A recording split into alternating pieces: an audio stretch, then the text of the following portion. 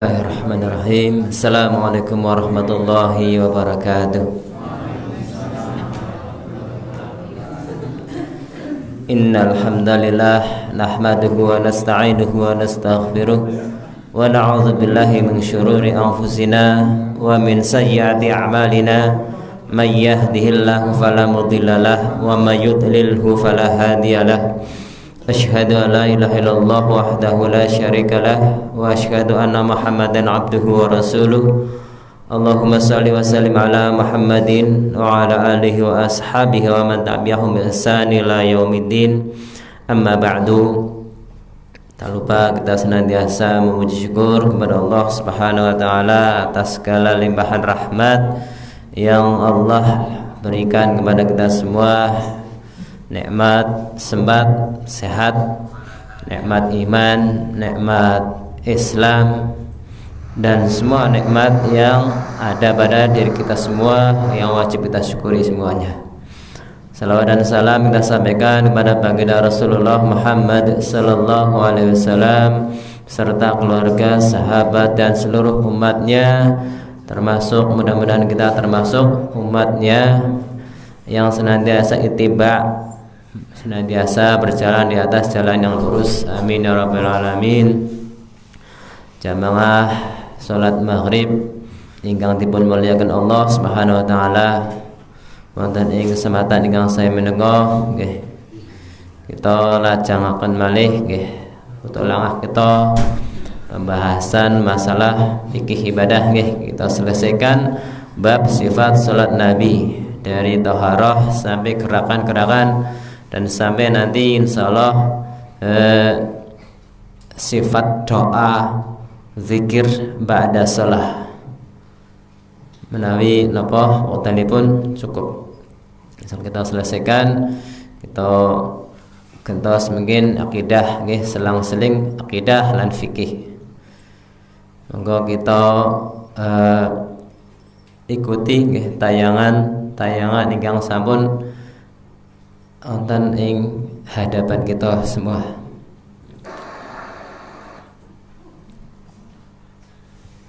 Hukum sholat wajib berjamaah 5 waktu di masjid adalah fardu ain atau wajib bagi setiap muslim laki-laki yang baligh atau dewasa, kecuali karena uzur atau halangan, semisal dingin yang sangat, hujan lebat, ingin buang hajat, atau telah terhidangnya makanan. Di antara dalil-dalil atau hal-hal yang menunjukkan wajibnya sholat berjamaah adalah: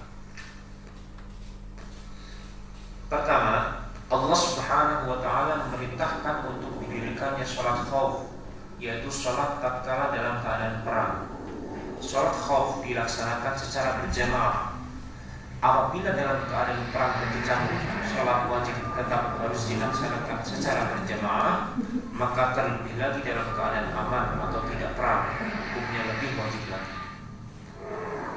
Kedua, Allah Subhanahu wa taala memerintahkan kaum muslimin agar mereka ruku bersama orang-orang yang ruku, sebagaimana dalam surah Al-Baqarah ayat 43. Wa aqimus salata wa atuz zakata warka'u ma'ar raki'in.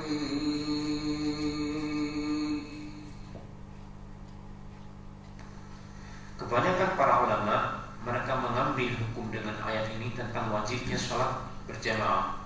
Hal ini dijelaskan dalam tafsir Ibnu Katsir. Ketiga, ancaman Rasulullah Sallallahu Alaihi Wasallam bagi laki-laki yang tidak menghadiri sholat berjamaah, yaitu Rasulullah Sallallahu Alaihi Wasallam akan membakar rumah-rumah mereka. Di samping itu Rasulullah Sallallahu Alaihi Wasallam juga tidak memberikan keringanan bagi seorang yang buta yang ia mendengar panggilan adzan untuk tidak menghadiri sholat jamaah, padahal ia seorang yang buta dan tidak memiliki penuntun yang membimbingnya ke masjid. Hal ini semua menunjukkan tentang wajibnya sholat berjamaah bagi laki-laki. Adapun wanita, maka rumah-rumah mereka jauh lebih baik dari masjid. Mereka diperbolehkan mendatangi sholat jamaah dengan syarat mereka menutup aurat dan tidak memakai wangi-wangian. Suami-suami mereka tidak boleh melarang mereka mendatangi masjid jika mereka telah memenuhi syarat tersebut. Namun demikian, sebaik-baik tempat sholat bagi wanita adalah rumahnya.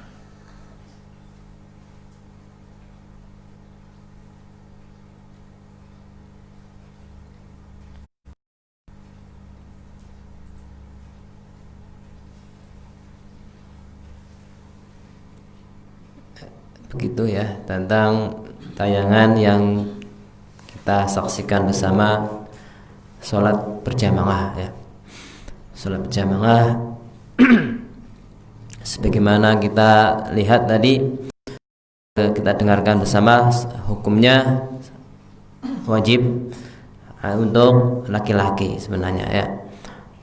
Jamaah ini diada, tapi itu sebagian ulama fuqaha hukumi wajib, tapi sebagian lagi ada yang mengatakan fardu kifayah, ada yang mengatakan ain, ada yang fardu kifayah, dan yang lain mengatakan justru sunat muakkad.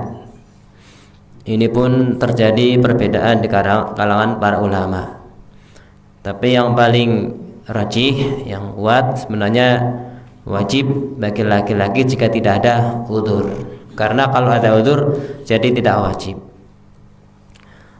Ini sedikit saja ya tambahan keterangan, mungkin karena sudah sangat jelas di situ tentang hukum sholat berjamaah dan di masjid ya. Adapun untuk perempuan ini pun dibolehkan ya untuk ke masjid. Bahkan kita para laki-laki, para suami melarang kita, Rasulullah melarang para suami untuk melarang para wanita ke masjid. Tidak boleh dilarang ya. Kalau wanita ingin ke masjid nggak boleh dilarang. Lain hanya ketika terjadi fitnah yang besar, maka kalau ada sesuatu yang memang lebih baik jangan ke masjid, maka ini lebih baik memang tidak ke masjid. Akan tetapi jika keadaan aman, wanita boleh di masjid. Bahkan kalau seorang suami melarang wanita ke masjid, ini ditegur oleh Rasulullah ya. Tidak boleh, la tamna'u ima'atullah masajid. Tidak boleh melarang para wanita untuk pergi ke masjid. Itu mungkin saja, kita lanjutkan saja. Wajib bagi setiap kaum muslimin tatkala mereka berjalan menuju masjid, mereka berjalan dengan tenang dan tidak boleh berjalan dengan terburu-buru atau berlari-lari.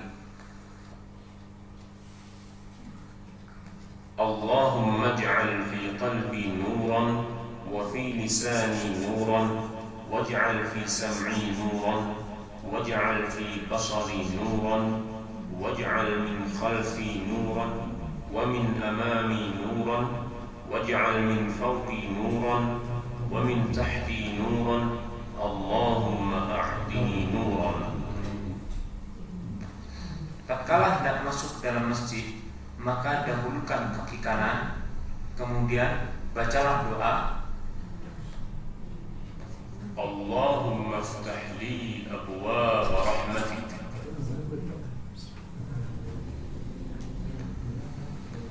Adapun tatkala keluar dari masjid, maka dahulukan kaki kiri dan bacalah doa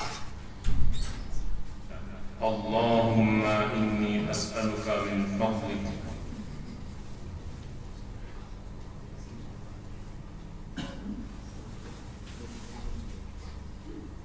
Wajib bagi imam untuk tidak memulai sholatnya sampai shaf menjadi lurus, baik ia meluruskannya sendiri atau ia menyuruh orang lain untuk meluruskan shaf tersebut.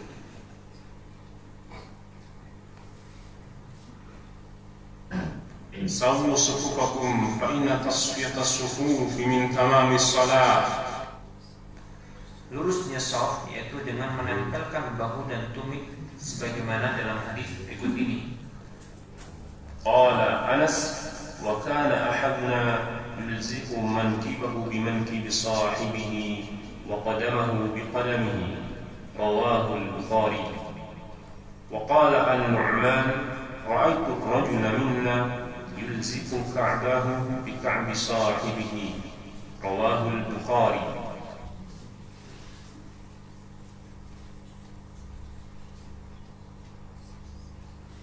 Posisi makmum apabila hanya seorang, maka makmum berada di sebelah kanan imam, sejajar dengan imam.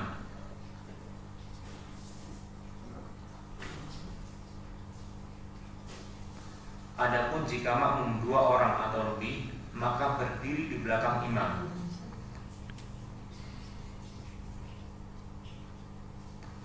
Adapun jika makmum seorang wanita, maka ia berdiri di belakang imam.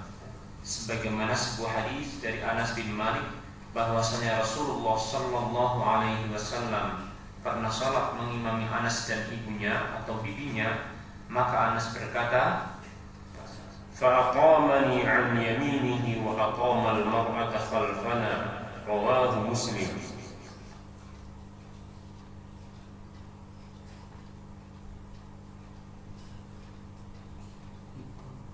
Tidak ada sholat sunnah apabila telah dikumandangkan iqamah. Rasulullah Sallallahu Alaihi Wasallam telah bersabda, "Idza uqimatis salatu fala salata illal maktubah." Rawahu Muslim.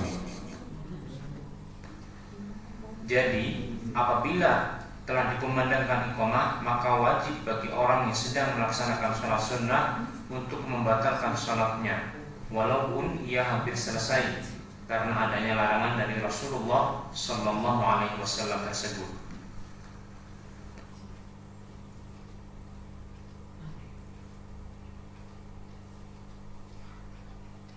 Seorang makmum wajib bagi dia untuk mengikuti gerakan imam, karena Rasulullah Sallallahu Alaihi Wasallam telah bersabda, "Innama ju'ila al-imamu liyu'tamma bihi, fa idza kabbara fakabbiru.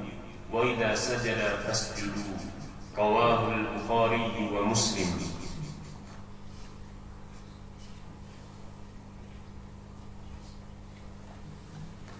Makmum yang masbuk atau terlambat, maka dia bertakbir kemudian langsung mengikuti gerakan imam. Allahu Akbar.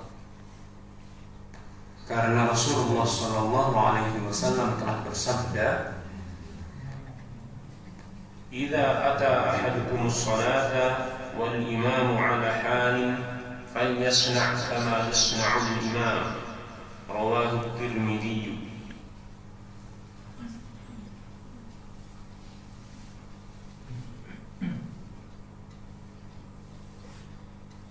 Setelah salam, Rasulullah Sallallahu Alaihi Wasallam membaca istighfar sebanyak 3 kali.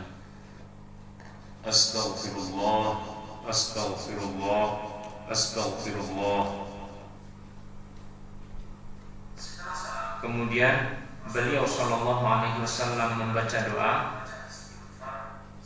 Allahumma antas salam wa minkas salam, tabaraka ya dzal jalali wal ikram.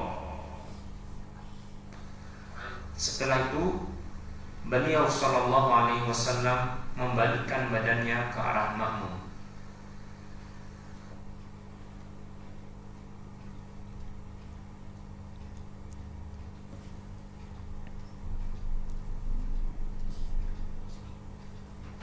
Jika imam batal, maka makmum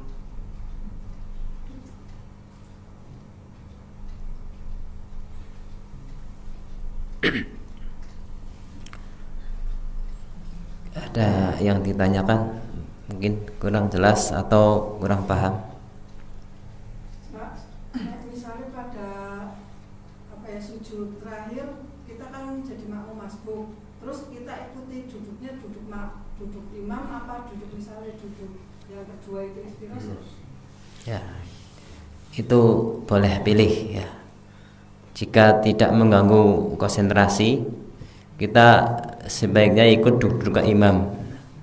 Tapi kalau membuat lupa, kadang kalau kita biasa duduk tawarruk, kita pasti akan salam. Jadi kadang-kadang jadi lupa, kita ikut salam. Ini sebenarnya kesalahan ya.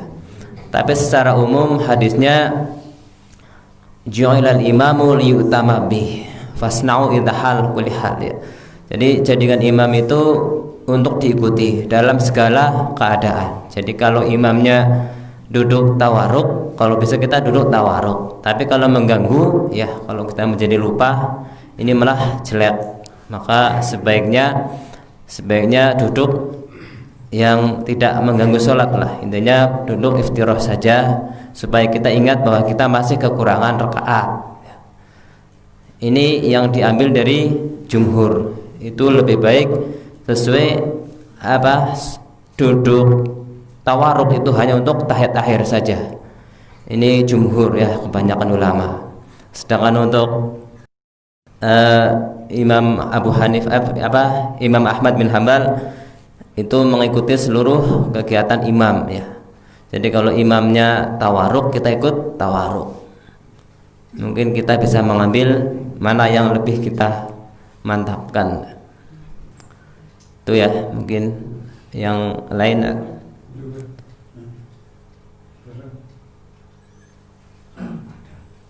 Ya, sudah jelas semua ya. Insyaallah kita lanjutkan saja. Jika imam batal, maka makmum yang berada di belakang imam langsung menggantikannya dan meneruskan sholat tanpa harus mengulangi terlebih dahulu. Oleh karena itu, hendaklah makmum yang berada di belakang imam adalah orang yang mengerti mengenai ajaran atau sunnah Rasulullah Sallallahu Alaihi Wasallam, sebagaimana sabda Rasulullah Sallallahu Alaihi Wasallam, "Liyaliyani minkum al-ahlam wan nuha," rawahu Muslim.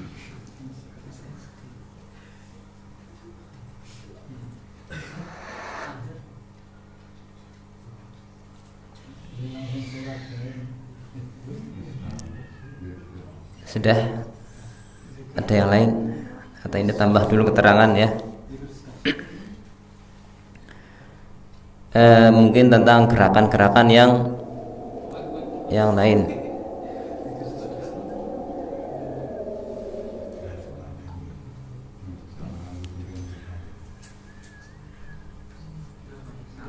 Ini adalah cara berpakaian yang dilarang dalam sholat, yaitu melepas pakaian. Demikian pula isbal atau menurunkan pakaian di bawah mata kaki. Isbal hukumnya haram, baik dalam sholat atau di luar sholat, baik dengan sombong atau tidak dengan sombong. Hal ini berdasarkan keumuman sabda Rasulullah Sallallahu Alaihi Wasallam, "Ma asfala minal ka'baini minal izari fa finnar," rawahu Abu Dawud.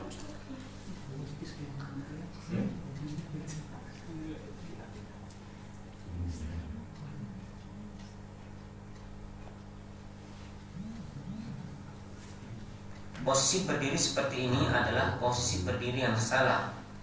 Posisi berdiri seperti ini tidak memungkinkan untuk seorang makmum merapatkan shaf dengan benar, karena dapat dipastikan daerah tumit orang tersebut tidak akan menempel dengan daerah tumit orang di sampingnya.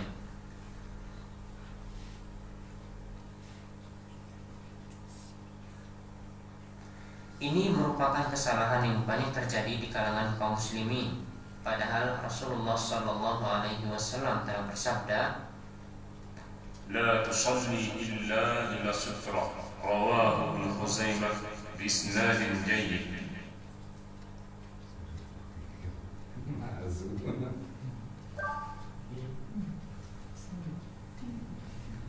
Ini adalah contoh cara takbir yang salah, yaitu tangan tidak diangkat secara sempurna atau tangan tidak dihadapkan ke arah kiblat.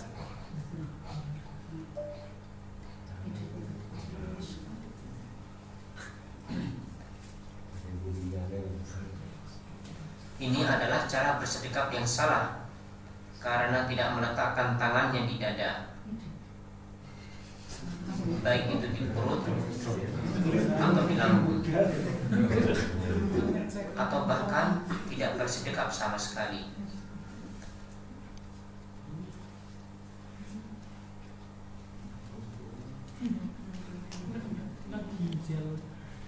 Sebagian kaum muslimin tatkala mereka sholat, pandangan mata mereka tidak tertuju pada tempat sujud, akan tetapi mereka memilih diri ke sebelah arah.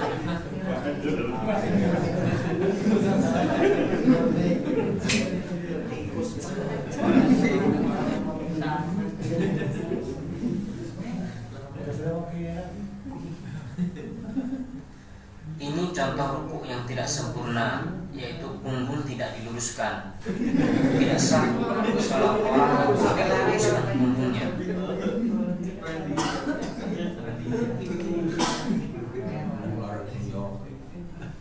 Ada pula orang yang berlebihan dalam rukuknya. Mereka meletakkan tangan pada betis-betis mereka.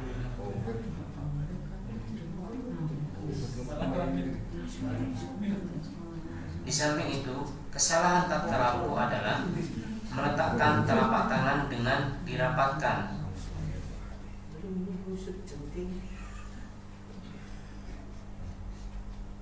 Padahal mestinya direnggangkan.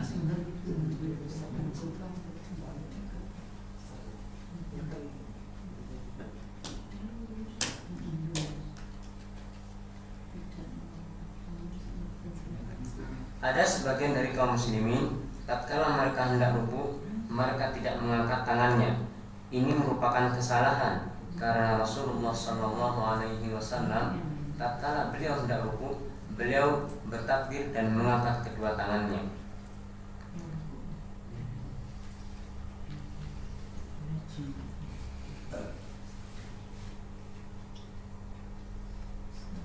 Ini adalah kesalahan jari jemari saat sujud. Ada orang yang jari jemarinya dirapatkan, akan tetapi tidak diarahkan ke arah kiblat, atau dia meletakkan sikunya ke tanah. Ini semua merupakan kebiasaan-kebiasaan yang tidak sesuai dengan contoh dari Rasulullah SAW. Kesalahan lain saat sujud adalah terlalu rapatnya jarak antara perut dengan paha, atau mungkin terlalu jauhnya jarak antara perut dengan paha. Selain itu, posisi tumit yang tidak dirapatkan saat sujud, atau tidak sempurnanya dalam meletakkan salah satu di antara 7 anggota sujud, misalnya hidung atau jari-jari kaki, serta tidak meletakkan telapak tangan rapat ke tanah, namun telapak tangan diangkat sedikit.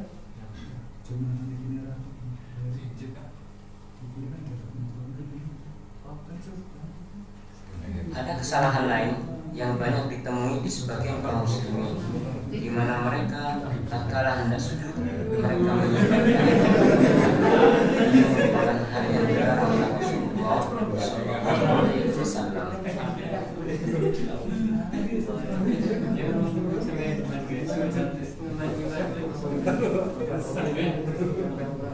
Sebagian kaum muslimin tatkala mereka setelah sholat dan berpikir, kemudian mereka melaksanakan sujud sebanyak 1 kali. Ini merupakan perbuatan yang tidak dicontohkan oleh Rasulullah SAW.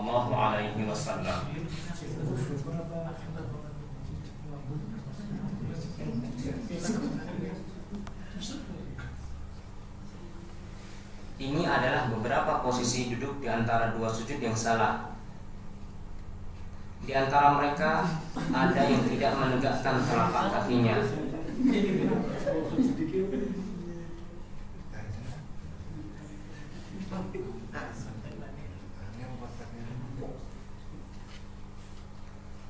Ada pula yang seperti halnya duduknya syaitan. Ini semua merupakan duduk yang tidak sesuai dengan apa yang dicontohkan oleh Rasulullah SAW.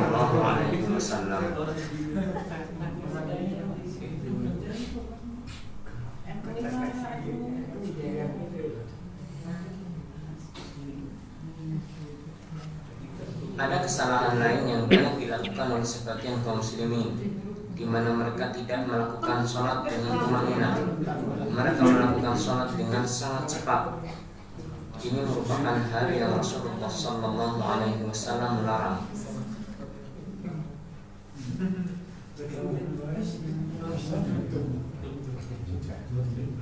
Sebagian kaum muslimin, tatkala mereka sedang sholat, kemudian ada orang yang hendak melewati di depannya, dia tidak mencegahnya. Ini merupakan kesalahan, padahal Rasulullah SAW telah memerintahkan apabila ada orang yang hendak melewati di depannya, maka hendaklah ia mencegahnya 2 kali. Dan apabila orang itu enggan, maka Rasulullah SAW memerintahkan agar orang tersebut dibunuh, karena dia adalah syaitan.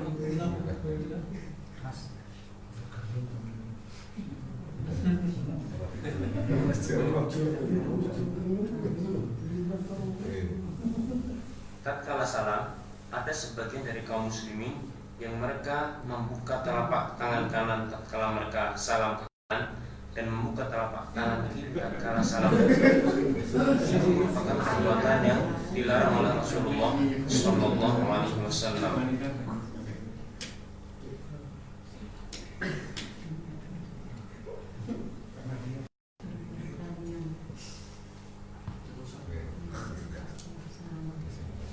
Perbuatan mengusap muka setelah sholat adalah perbuatan yang sama sekali tidak dicontohkan oleh Rasulullah Sallallahu Alaihi Wasallam.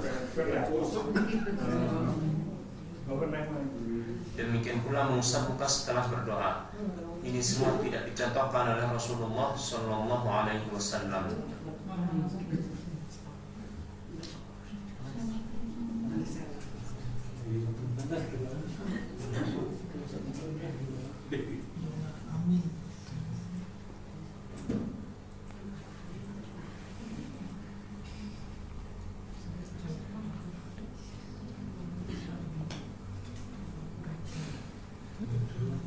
Gimana?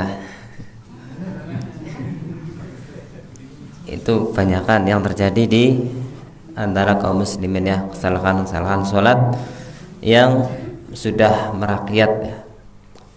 Tapi ini juga masih banyak khilafiyah ya. Yang namanya fikih ibadah itu banyak khilafiyahnya. Mungkin yang paling kita mungkin ya tentang apa tadi yang pertama, kesalahan sholatnya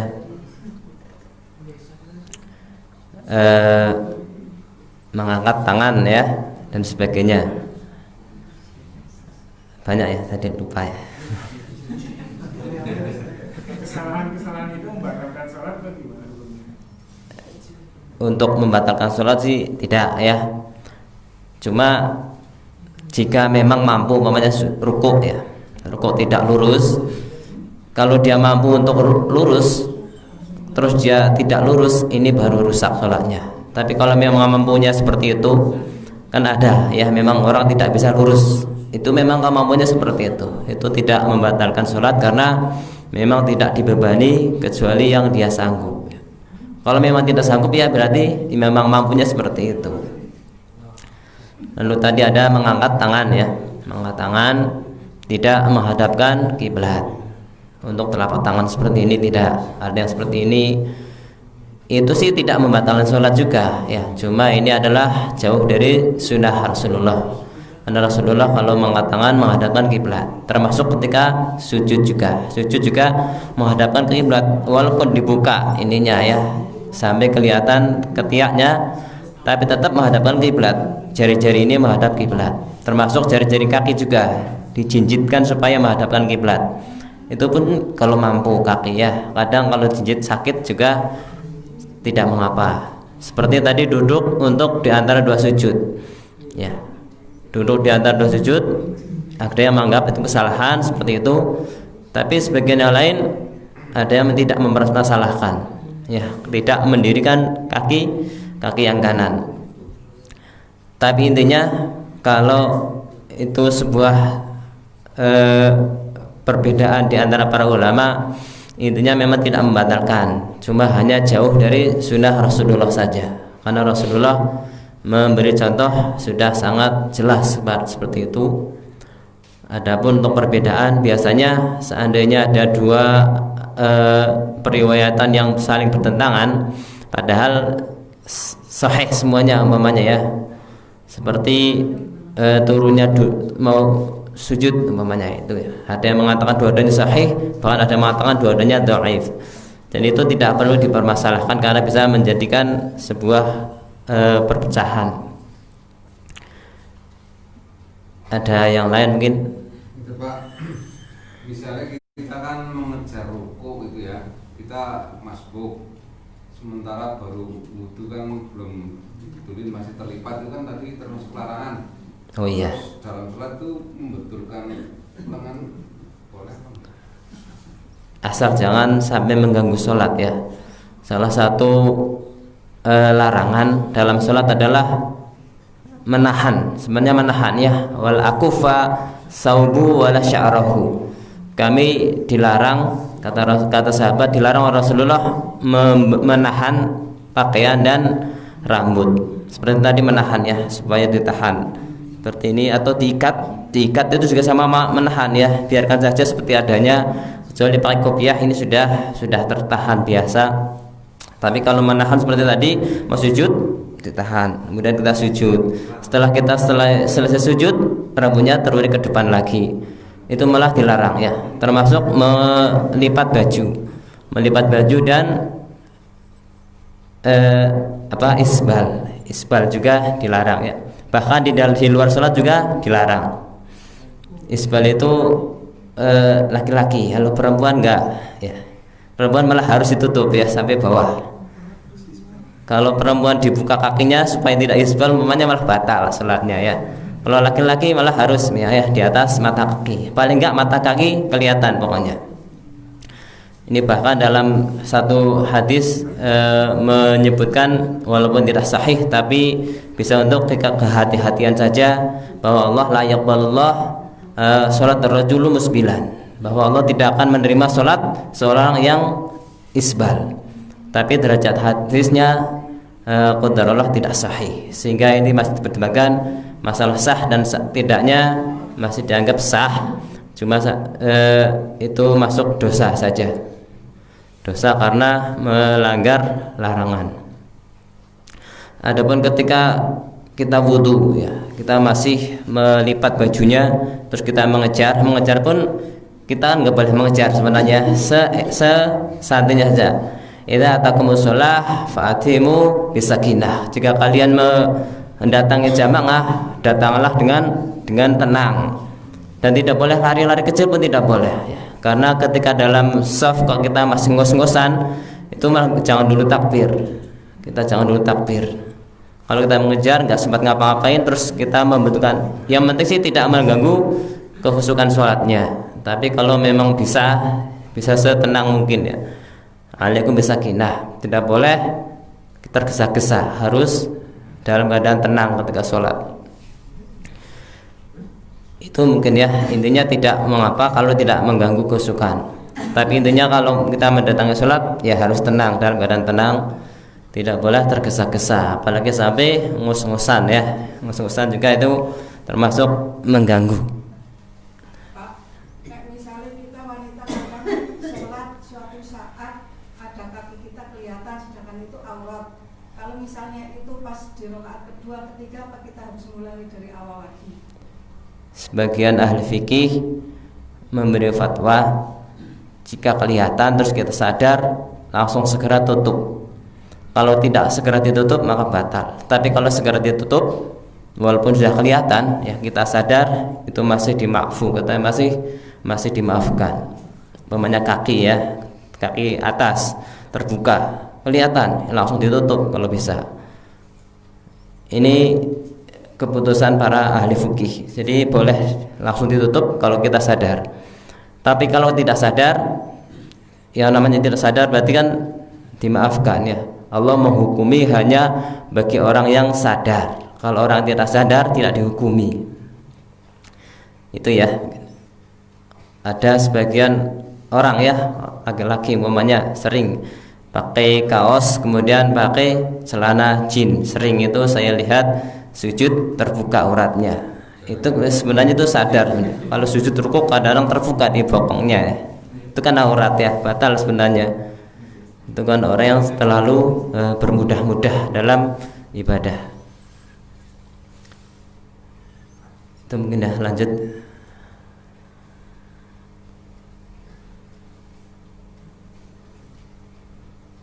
Sebagian dari kaum muslimin, tatkala mereka menjadi imam dalam sholat, mereka tidak meluruskan shaf terlebih dahulu. Ini merupakan kesalahan karena Rasulullah Sallallahu Alaihi Wasallam beliau senantiasa meluruskan shaf terlebih dahulu sebelum memulai sholatnya.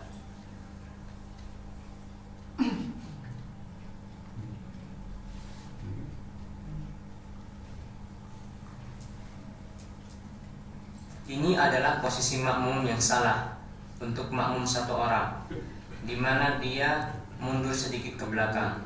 Padahal yang benar adalah makmum apabila hanya seorang, maka dia berdiri sejajar dengan imam. Dan ini adalah posisi yang salah untuk makmum dua orang, di mana makmum berdiri di sebelah kanan dan kiri imam.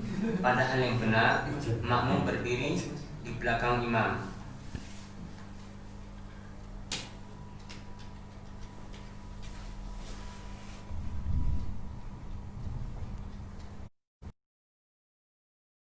Atau makmum yang terlambat, tatkala mereka mendapati imam sedang sujud, mereka tidak langsung sujud, akan tetapi mereka menunggu terlebih dahulu imam berikutnya, baru kemudian mereka memulai sholatnya dengan takbiratul ihram. Ini merupakan kesalahan, karena Rasulullah SAW memerintahkan kepada makmum yang masbuk untuk langsung mengikuti gerakan imam tanpa menunggu terlebih dahulu.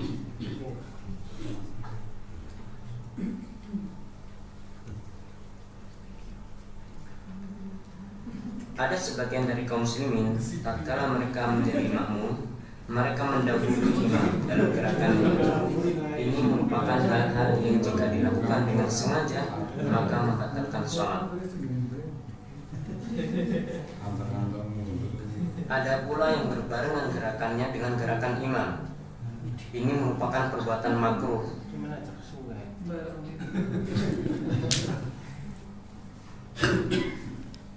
Dan ada pula yang mereka terlambat jauh dari gerakan imam.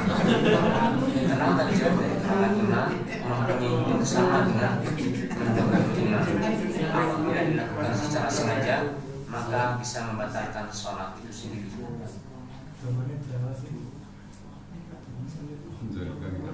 Ini merupakan kesalahan yang banyak ditemui di sebagian kaum muslimin, di mana mereka berlari-lari untuk mendatangi masjid dengan harapan mereka mendapatkan rakaat. Sallallahu alaihi wasallam telah memerintahkan dengan sabdanya, "Idza ataitumus salata fa'alaikum bis-sakinah, fama adraktum fasallu, wa ma fatakum fa'timmu." Rawahu al-Bukhari wa Muslim.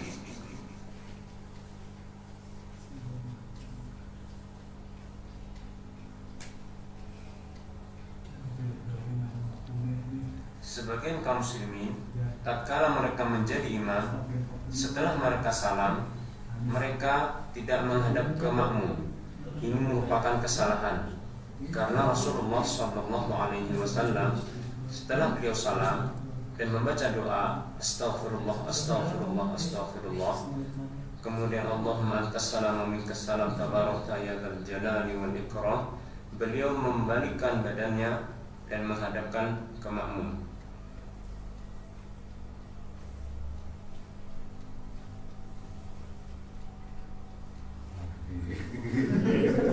Ada sebuah kebiasaan yang sama sekali tidak dicontohkan oleh Rasulullah Sallallahu Alaihi Wasallam yang banyak beredar di kalangan kaum muslimin, khususnya di Indonesia, di mana mereka melakukan salam-salaman setelah sholat. Terkadang mereka juga mengiringi salam-salaman mereka dengan membaca sholawat atas Nabi Sallallahu Alaihi Wasallam.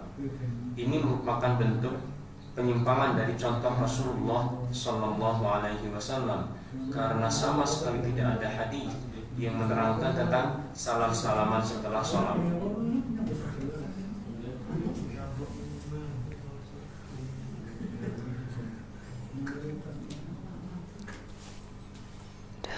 Ada pertanyaan? Salam-salaman itu gimana itu? Salam-salaman setelah sholat, jika punya keyakinan itu yang harus dilakukan, jadi dosa ya, karena menambah syariat. Tapi kalau kita harus paham dulu, kalau ya namanya ilmu ya, memang harus perlu sekali. Ini yang wajib, ini yang sunnah, ini yang bid'ah dan lain sebagainya. Maka ketika kita terjadi di masyarakat sudah mendarah daging, kemudian kita harus punya keyakinan ini hanya sebagai tradisi saja, ini bukan syariat. Kalau keyakinan seperti ini tidak apa-apa, tidak masalah ya, asal tidak mengganggu ya.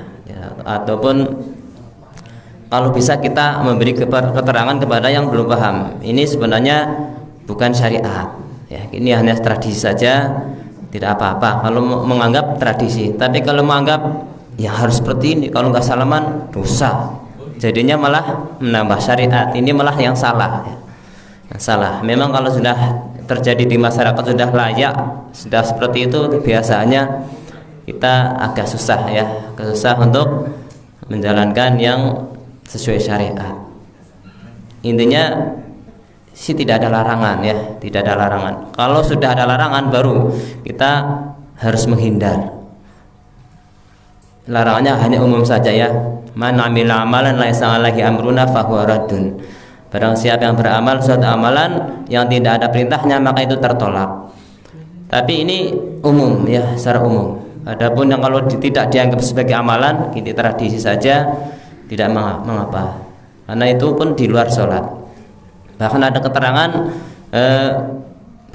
memang pernah Rasulullah SAW satu kali setelah sholat kemudian berdiri, kemudian para sahabat merebut tangan Nabi dan menciumnya. Pada mencium itu satu kali pernah terjadi. Ini yang dipegang oleh orang-orang yang memang keras pendapatnya, ada dalilnya. Itu hanya satu kali ketika terjadi di sebuah desa yang mereka ingin sekali mencium tangan Nabi.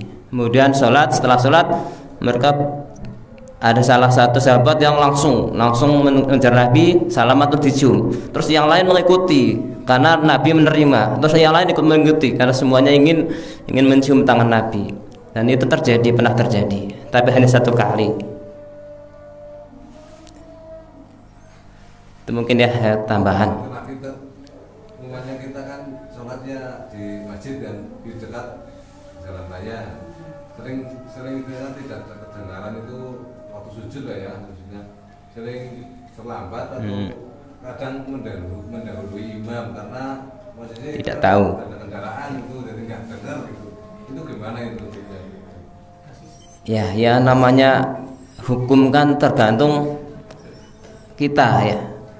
Kalau memang tidak tahu, kita mampunya seperti itu, Allah akan selalu memberikan keringanan, tidak mungkin diberatkan ya. Kecuali sengaja, kalau sengaja sudah ya, meninggalkan ketinggalan 2 rukun dengan sengaja itu sudah keluar dari jamaah. Ini sudah keluar dari jamaah.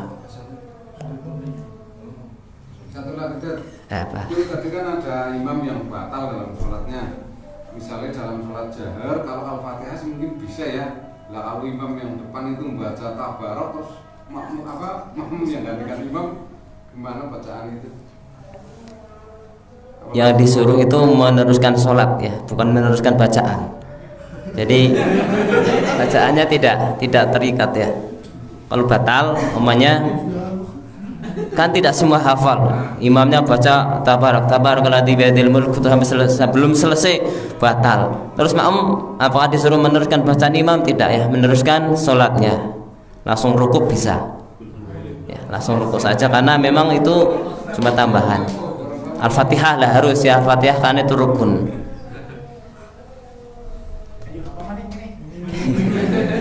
Itu sholat sujud habis zikir itu niatnya apa, bagaimana? Sujud ya. Tadi salah satu kesalahan sujud ya, sujud setelah salam. Itu kebanyakan juga diamalkan oleh kaum muslimin. Ya, mereka beranggapan itu sujud syukur. Jika itu lazim ya, jadi kalau kita melazimkan sesuatu yang tidak diamalkan oleh Nabi, memang menjadi sebuah amalan yang bid'ah tambahan. Tapi kalau kadang-kadang ya, karena tadi mendapatkan nikmat umpamanya, saya belum sempat sujud syukur. Sujud syukur itu disyariatkan ya, ketika kita mendapatkan nikmat atau selamat dari bahaya, itu disyariatkan untuk sujud syukur ya. Karena Rasulullah idza atahu amrun yasuruhu kharun sujadan. apabila Rasulullah mendapatkan kebahagiaan atau kabar gembira, maka Rasulullah sujud, menyungkur sujud sebagai sujud syukur. Umpamanya selamat ya dari bahaya, terus belum sempat untuk sujud syukur, kemudian dia terus sholat, setelah sholat selesai salam terus sujud syukur sebagai bentuk rasa syukur tadi kena terhindar dari bencana, umpamanya ya. Tidak apa-apa seperti itu. Tapi kalau memang dilazimkan ya, setelah selesai sholat sujud syukur, setelah selesai sholat sujud syukur, jadi lazim terus menerus, ini namanya tambahan ya. Tambahan ini yang dilarang karena memang tidak ada. Kalau kadang-kadang berarti mungkin ya kita husnudzon saja pada orang ya, itu mungkin saja mendapat kabar gembira jadi sujud, sempatnya sujud waktu itu ya nggak apa-apa. Yang penting kita nggak usah suudzon pada orang itu, karena beda dosa malah ya suudzon. Iyyakum wadzanna fa inna adzanna akdzabul hadis. Jauhilah prasangka, karena prasangka itu sejelek perkataan. Itu ya mungkin. Yang penting tidak terus menerus dan tidak diyakini itu adalah dari Rasulullah, itu tidak mengapa. Yang penting tidak membatalkan sholat kan di luar sholat. Beda kalau di dalam sholat ya, banyak mungkin dia bisa membatalkan seperti ucapan-ucapan yang di luar bahasa Arab. Kalau di dalam sholat itu bisa membatalkan sholat. Adapun umpamanya ada ya sebagian kaum muslimin ketika mengucapkan waladhdallin sebelum amin ada doa ya. Dulu ada yang tanya seperti itu, siapa? Rabbighfirli wali walidayya amin. Ini kalau di dalam sholat jadinya nambahi. Dan walaupun tidak membatalkan sholat karena masih berbahasa Arab ya, tapi ini di luar syariat ya, tidak disyariatkan. Kalau di luar sholat sih bagus doa itu semuanya doa bagus.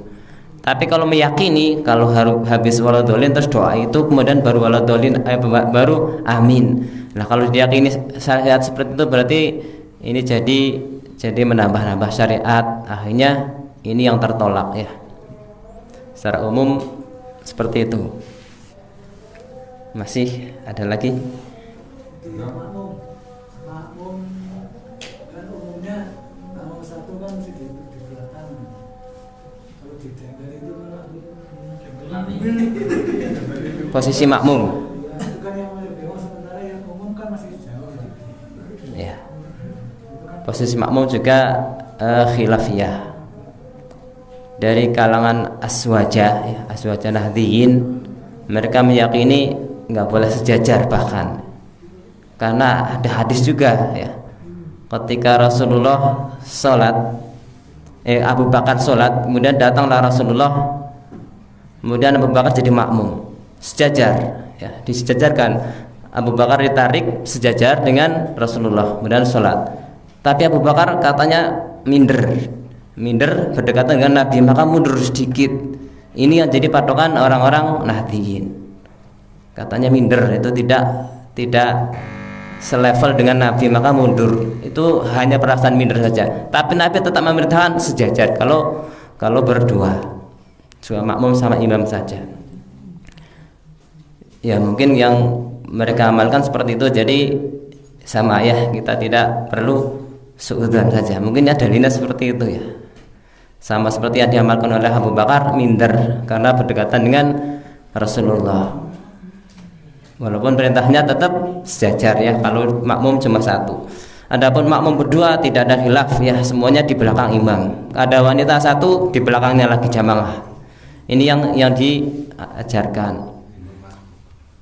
Kalau umpamanya ada satu imam satu makmum terus datang orang, maka ini yang makmum ini ditarik supaya menemani dia di belakang. Ini diperintahkan ditarik untuk menemani saya di belakang.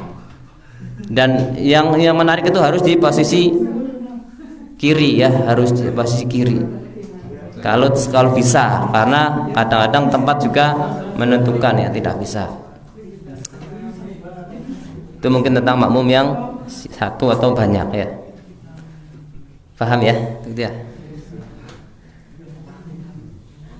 Tentang kesalahan-kesalahan sebenarnya sih masih banyak perbedaan. Tidak, kadang satu ulama mengatakan itu salah, ya. Kadang ulama mengatakan lain mengatakan itu sunnah. Seperti apa, i'tidal, posisi i'tidal, ya. Kata Syekh Albani, kalau sedekap lagi itu bahkan bid'ah, kata Syekh Albani. Tapi Syekh Utsaimin mengatakan malah sunnah. Lalu kita ikuti yang mana coba? Padahal sama-sama ulama yang diikuti. Jadi menurut keyakinan yang dia ikuti saja. Itu kalau masih terjadi banyak perbedaan memang rawan. Itu ya, itu saja mungkin sudah Isa. Kita bisa lanjut untuk fikih, kalau bisa selesaikan nggak apa-apa tentang zikir setelah sholat. Ya, perlu kita benahi juga tentang zikir-zikir, bagaimana zikir yang disyariatkan yang sesuai sunnah Nabi. Zikir juga tuntunan, ya. Walaupun zikir itu lepas, tapi zikir setelah sholat ternyata ada tuntunannya, dan Nabi memerintahkan dan Nabi mencontohkan. Bagaimana Nabi berzikirnya, keras atau lirih, itu juga ada masalah juga, ya. Zikir yang keras atau zikir yang lirih yang tidak terdengar. Tapi secara umum nanti bisa kita bahas bersama-sama saja. Dan lain waktu sudah adzan, nanti kita lanjutkan pada lain waktu. Insyaallah kita lanjut jika masih ada waktu, dan kita selang-seling, ya, nanti akidah, atau selesaikan dulu fikih, atau fikih saja terus.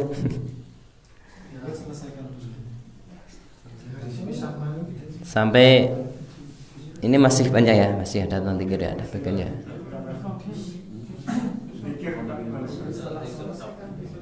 Tinggal zikir. Berarti bisa pertemuan bisa masih zikir. Masih ini. Iya, tidak apa-apa.